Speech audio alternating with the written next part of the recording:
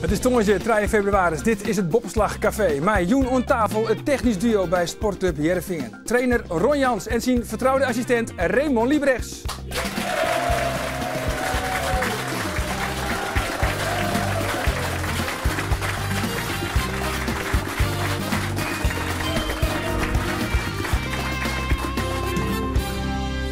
En het café dat zit werkelijk onder nokta vol met alle Heerenveen supporters.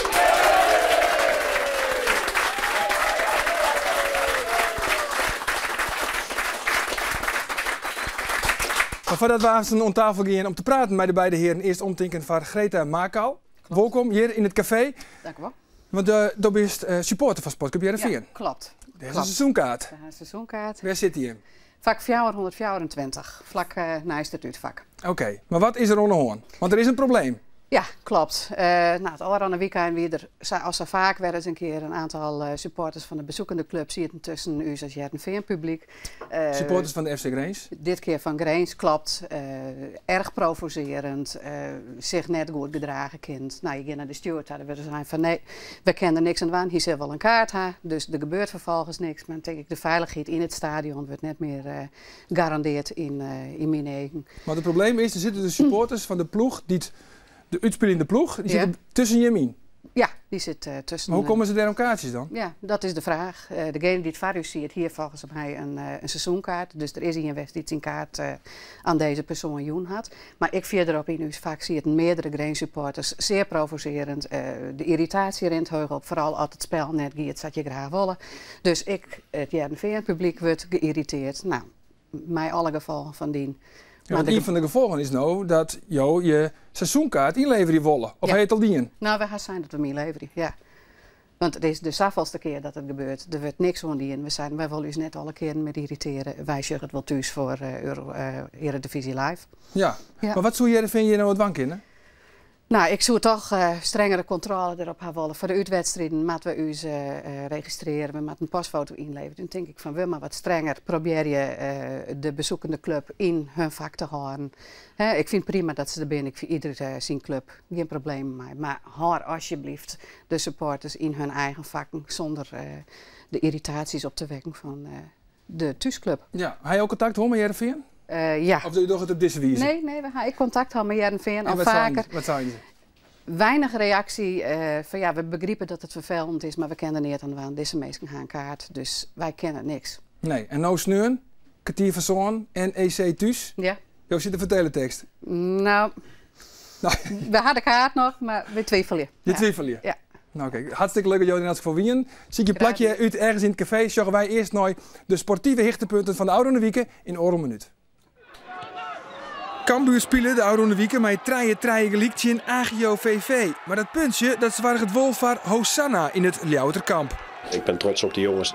De topper bij het kworbal gaat tussen LDODK en Vada. Dat binnen de nummer 2 de nummer 3. En in de laatste seconde scoort LDODK de winnende treffer. En daarmee blowen de punten op een gediek en in ter wispel. Ja, dat viel hartstikke lekker. En ook de Flyers winnen. Al is het met penalty shots. Tjen de nummer laatst. Maar dat wordt al woen. En dus, ook bij de Flyers is de sfeer opperbest. Dik tevreden. Bij Sportclub Heerenveen is de sfeer minder fleurig. De ploeg van Jans krijgt dik klop van de FC Grains. Het wordt maar liefst 4-1. Maar we weten intussen hoe het komt, want de spelers bewaren de echte trucs voor in de kleedkamer. Let op, Brian van de Bussen had de goocheldoos van zijn zwansje even liend en tovert erop los.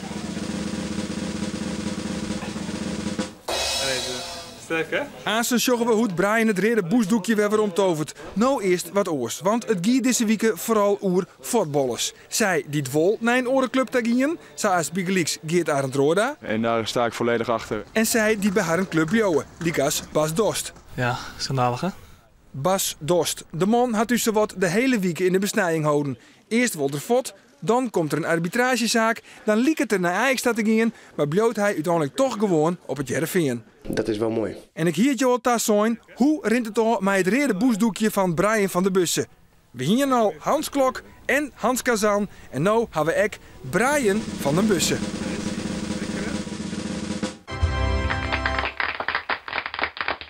Van de winter hier Sportclub Heerenveen een knappe serie, maar als absoluut hoogtepunt de 6-2 overwinning op FC Twente. Maar nooit de winter ging het minder.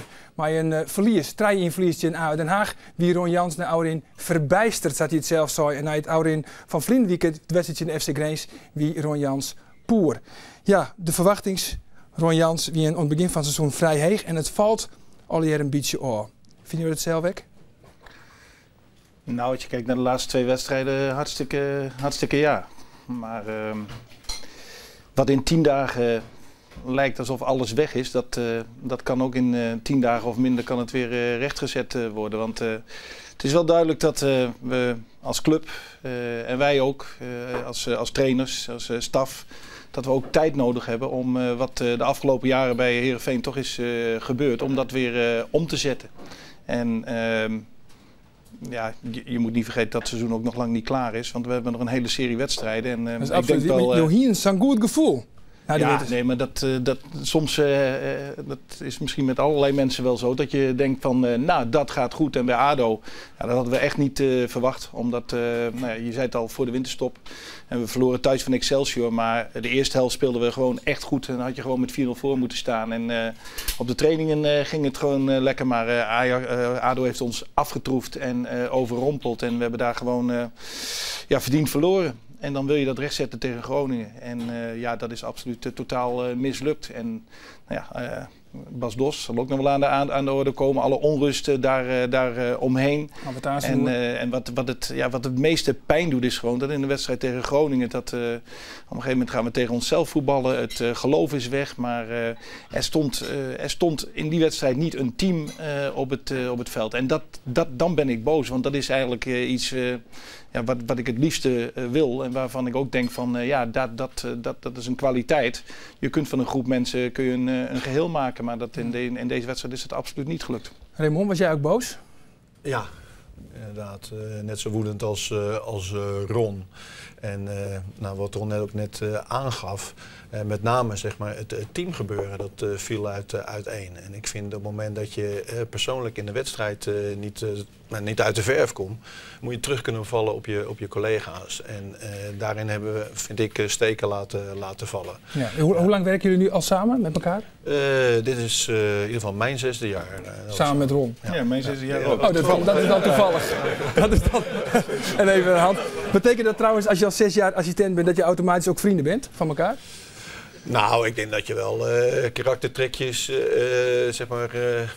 gelijk moet hebben om elkaar met elkaar samen te kunnen werken. Ja, en 2 van deze nederlagen gelijk na de winter, wat doet het dan met jullie? Ben je knorrig?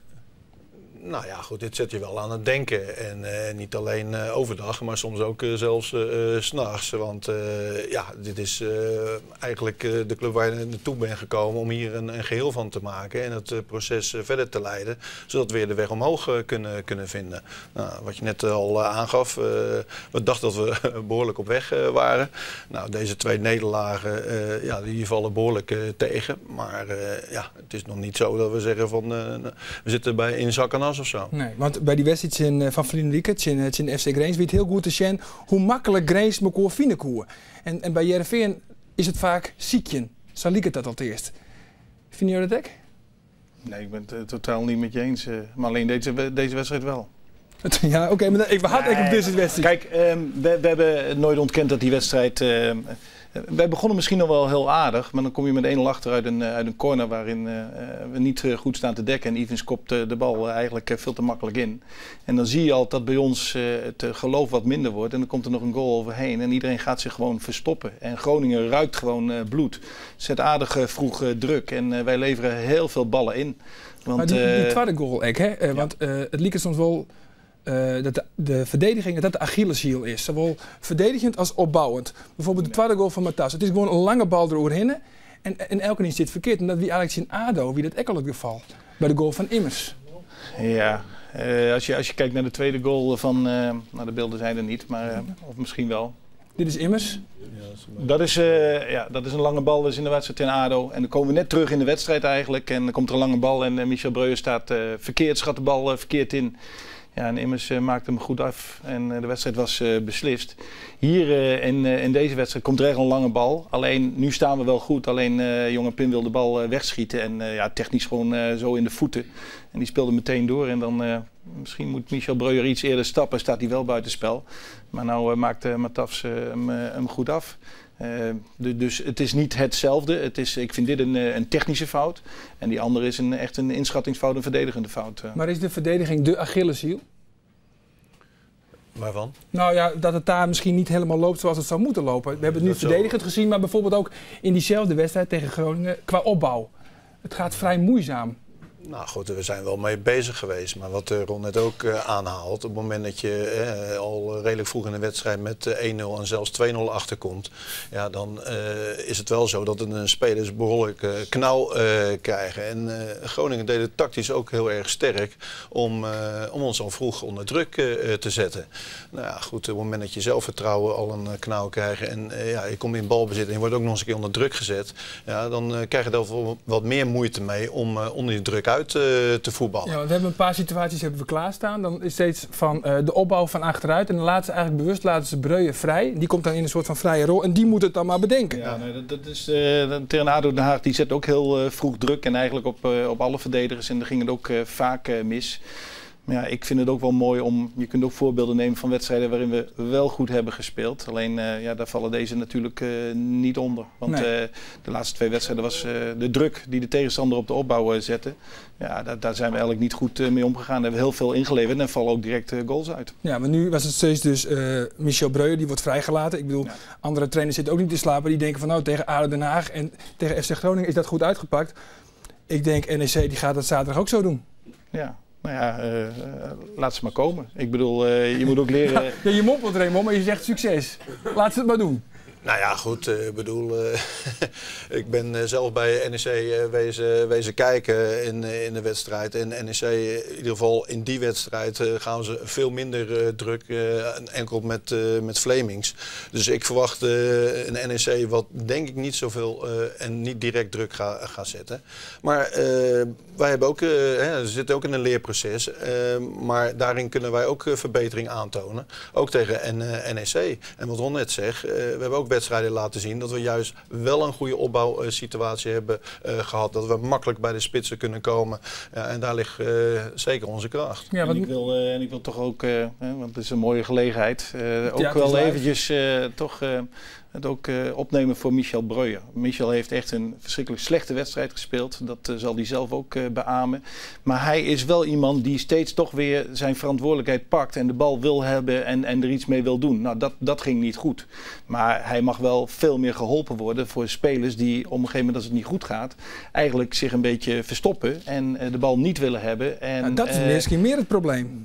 Ik denk dat. En dan heb je dus niet zozeer over de opbouw, maar dan heb je een mentaal probleem. Dat doe je bij tegenslag. En daar moet je moet niet gaan spelen als je achterkomt met de angst om fouten te maken. Want dan buig je zo'n wedstrijd niet meer om. Dus binnen de meesken niet echt opstenen bij achterstand bij Heerenveen. Die zei van oké, misschien mist Heerenveen wel een echte leider.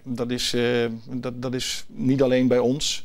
Maar dat is bij ons wel een verschijnsel. Hoewel het ook wel weer typerend is dat wij in het begin van het seizoen steeds achterkwamen. En dan weer terugkwamen in de wedstrijd. En bij een voorsprong dat we misschien weer te makkelijk werden. En dat we de tegenstander terug lieten komen. Dus wat dat betreft is er soms ook geen trui van de brei af en toe. Hoor. Nee. Maar Raymond, mist Heerenveen op dit moment een echte leider? Een leiderstype? Nou, ik denk dat we het wat meer gespreid hebben. Hè. Ik bedoel, je hebt net ook een aanvoerder genoemd, Michel Breuer, die het wel in zich heeft, maar op dit moment in een moeilijke fase zit. Ik vind dat Mika Vairinen ook wel een jongen is die op het veld zijn verantwoordelijkheid oppakt. Maar niet echt jongens die echt het verschil kunnen maken dan? Nee, maar dat is wel iets dat ons... Nou, daar zijn we wel enorm mee bezig. Want wij missen eigenlijk vanuit de spelers ook naar ons toe van... Wat voel je nou echt? Wat wil je nou echt? Geef ons feedback over je eigen functioneren, over het team. En wat dat betreft kijken ze heel veel toch naar de technische staf. En zeggen ze, nou, zeg maar wat we moeten doen. Maar wij willen juist proberen ook dat spelers over zichzelf En over het team ook nadenken. En daar kunnen we nog absoluut stappen maken. Maar ja, wat dat betreft denk ik ook dat dat anders is dan in de tijden hiervoor. En dat kost ook tijd. Maar dat kan wel helpen. Want ik geloof ook niet in één leider. Maar ik denk dat het beter dat het team zich draagt. En dan ben je ook niet afhankelijk van één persoon. Nee, maar dat het een minder leuke tiert is, dat is wel duidelijk hè, op dit stuit. Ja, maar wat ik al zeg, tegen ADO, je schrok en je had al verloren. En tegen Groningen denk je van, hé, daar werken we naartoe. Dan wil je het recht zetten. In die 10 dagen, dat wil niet zeggen dat vrolijke tijden, dat is een momentopname. En je vroeg net, ben je dan knorrig? Nou, ik ben 2 dagen, het was hartstikke hectisch, want de arbitragezaak kwam er ook bij. Ik kan knorrigheid heel snel van me afleggen, want ik wil weer, en daar wil ik als trainer ook in voorop lopen, dat de schouders eronder, de borst vooruit en vooruit en naar de volgende wedstrijd en met elkaar. En nou ja, wat dat betreft vind ik dat we de laatste 2 dagen zijn we gelukkig weer gewoon lekker aan het trainen. Vandaag zelfs weer gewoon op het grasveld. Ja, morgen is een bestemde training, begreep ik, toch? Morgen een bestemde training. Even morgen is een besloten training. En, de pers is even net welkom. De pers is even niet welkom en dat heeft met 2 dingen te maken en daar vragen we maar even begrip voor. De opstelling zal niet hetzelfde zijn als tegen FC Groningen. Voor een gedeelte ook gedwongen omdat Kruijswijk bijvoorbeeld al geschorst is. Maar er zullen wel wat wijzigingen zijn. Dus dat is 1. Maar 2, er zullen toch vragen komen over wat er allemaal gebeurd is. En wij willen ons volledig focussen op de wedstrijd tegen NEC in alle rust. Dus vandaar dat we morgen maar eventjes de tent dicht doen. Ja, en, maar dan verklap je de opstelling nou toch vast. Nou, laten we dat dan maar doen. Ja, nou, na afloop zal ik hem... Na afloop, na ouderin. Nou goed, Kruijswijk die zit al vet. Dat we misschien wel kopen iets, of net? Misschien wel, ja. Ja. Dat is een goed idee. Daar hebben we nog niet aan gedacht. Nou, ja, precies. Zo helpen we elkaar, ja. Toch? Zo helpen we elkaar. Goed, we zullen even zien, want het weer zelfs een hele hectische week met Bas Dost. Ja, wat doet er nou? Speelt het er wel of speelt het er net? Gaat er naar Ajax of gaat er net naar Ajax? Wij zeggen het op en we hebben Jan-Vincent van Zuiden, de verslagjouwer, op een paard stuurt, maar een sportpsycholoog. De zaak Bas Dost kent alleen nog maar verliezers. Maar hoe maak je van een verliezer nou weer een winnaar? Ik hoop hier dat sportpsycholoog Bram Brouwer daar een antwoord op had. We gaan dadelijk naar de training van Heerenveen, maar laten we eerst nog even wat beelden van Bas Dost bezien om jou wat een indruk te gaan. Het wil gewoon belangrijk zijn en als je dat dan niet kunt zijn doordat je je niveau niet haalt, dan heb ik daar heel veel moeite mee. Ik krijg het idee dat dit een behoorlijk zelfverzekerde speler is. Die vrij goed in ieder geval denkt dat hij weet wat hij kan. Misschien ziet hij zijn belangrijkheid in verkeerde proporties. En daar kun je dan met zo'n sporter aan werken. Bas is ook wel een lastige jongen. Lastig voor zichzelf vooral, omdat hij is zo emotioneel dat hij in zijn emoties vaak dingen doet dat je zegt van ja, die jongen die is gewoon prettig gestoord. Wat ik hoor is dat Ron Jans vindt dat het een moeilijke jongen is voor Ron Jans. Of hij dat ook voor zichzelf is, dat weet ik niet. Wij hopen Joert of morgen met Bas rond de tafel te zitten om nog eens een keer met elkaar te praten wat er nou gebeurd is en hoe we nou met elkaar verder kunnen. Ja, dat zal ogenschijnlijk wel iets oplossen, maar niet echt. En ik denk dat bij Dost, nou voordat hij weer op het spoor zit, dat hij weer goed functioneert bij Heerenveen, dan mag er nog wel wat gebeuren. We zijn intussen bij de training van Heerenveen en Bas Dost is erbij. We laten Bram even observeren hoe het er rond gaat.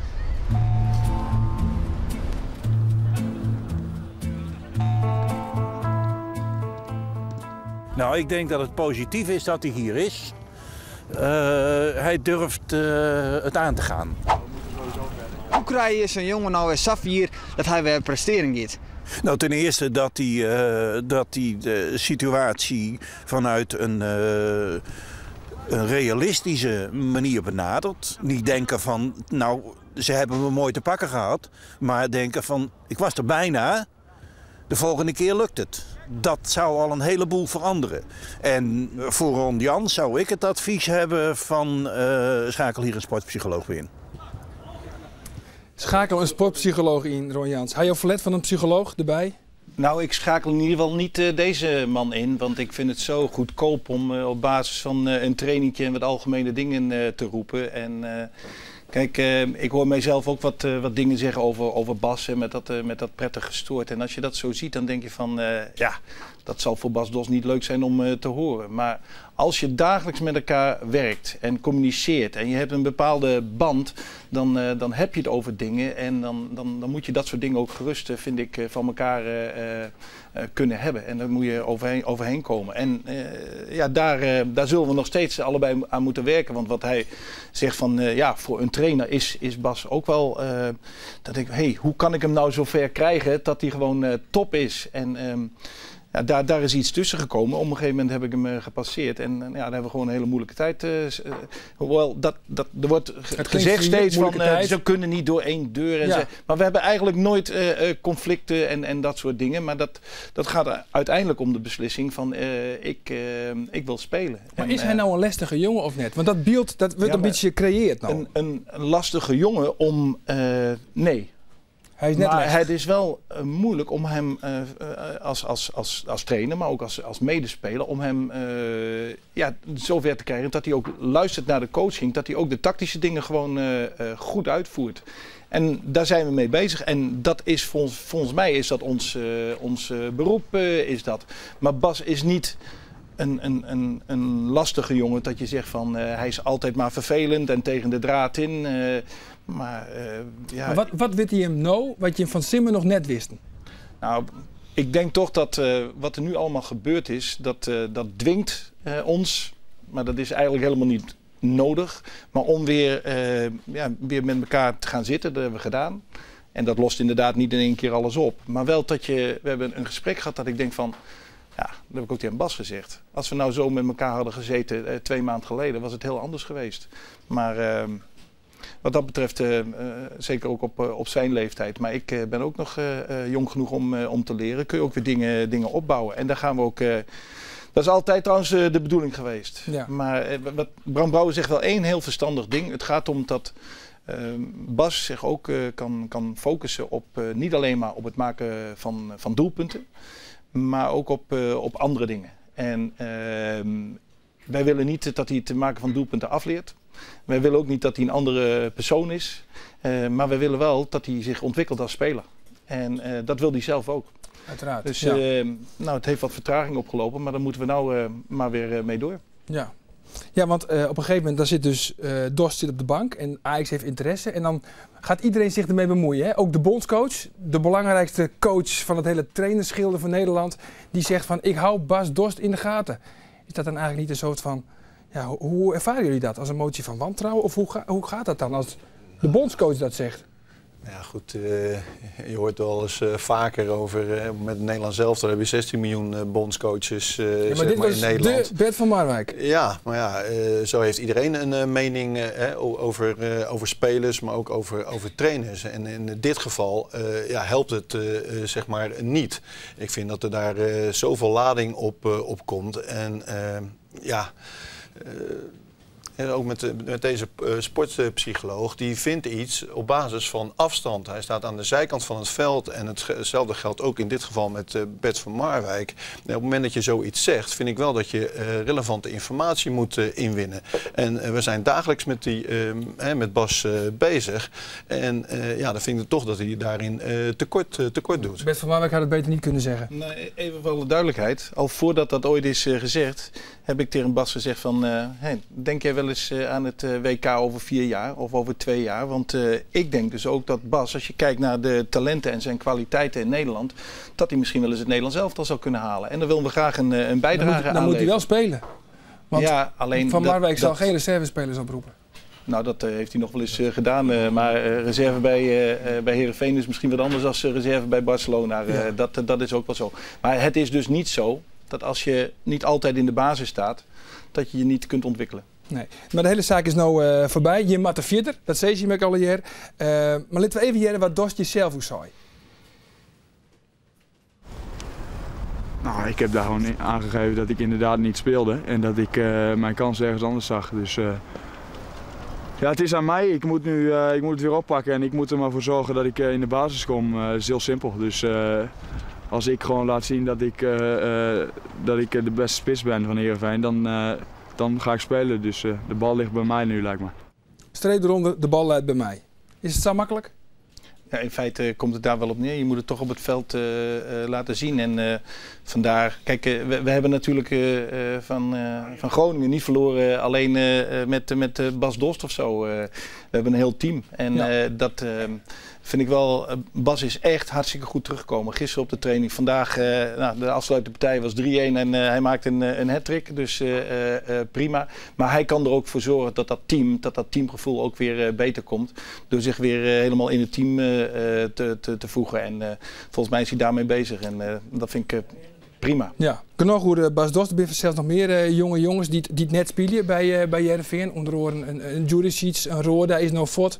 En een Daryl Janmaat.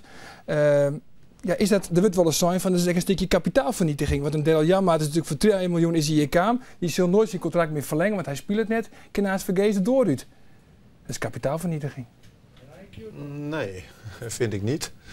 Want op het moment dat je, wat we net ook zeiden over Bas, ja, we zijn bezig om Heerenveen. Ik vind Heerenveen echt een club wat in ontwikkeling is, maar ook voor ontwikkeling staat. En op het moment dat je besluit om in eerste instantie met Daryl te beginnen, en daarin met hem aan de slag te gaan, en dan een keuze wordt gemaakt voor Gerry Koning, vind ik ook dat je daarin in die keuze ook Daryl zeg maar zijn persoonlijkheid moet naar boven moeten. Je had het net over met de directie dus. De directie zegt niet van hij moet spelen, anders is het kapitaalvernietiging. Nee, want wij zien natuurlijk ook in dat een jonge jongen op die positie verder moet gaan komen. Maar wij zijn ook dagelijks met hem bezig om te werken aan zijn mindere punten, maar ook zeker zijn sterke punten te gebruiken. Ja. En daarin zullen spelers ook vaker moeten spelen, maar ook op trainingen aan moeten tonen dat zij daarin thuis horen. Ja. Heren, ik wil je hem dankzeggen, want het is we zijn er alweer doorheen. Het gaat snel. En nog even één laatste vraag. Speelt Kopic? Nee. Laatste vraag. Speelt Bas Dost? Ik zal één... heel kort. Ik vind dat Filip Juricic, dat vinden wij als technische staf, dat hij zich in het elftal heeft gespeeld. Nou, heb je toch nog iets. Dankjewel. Heren, ontzag voor deze insturing van het Boppenslag Café Manje. Vanzelf meer sport dan onder andere het slag van de wedstrijd Sparta in Cambuur, Harkema's de Boys in Rijnsburg de Boys en basketbal. Waar weet, want dan hoe dan ook nog een hele gezellige dag. Ron, bedankt.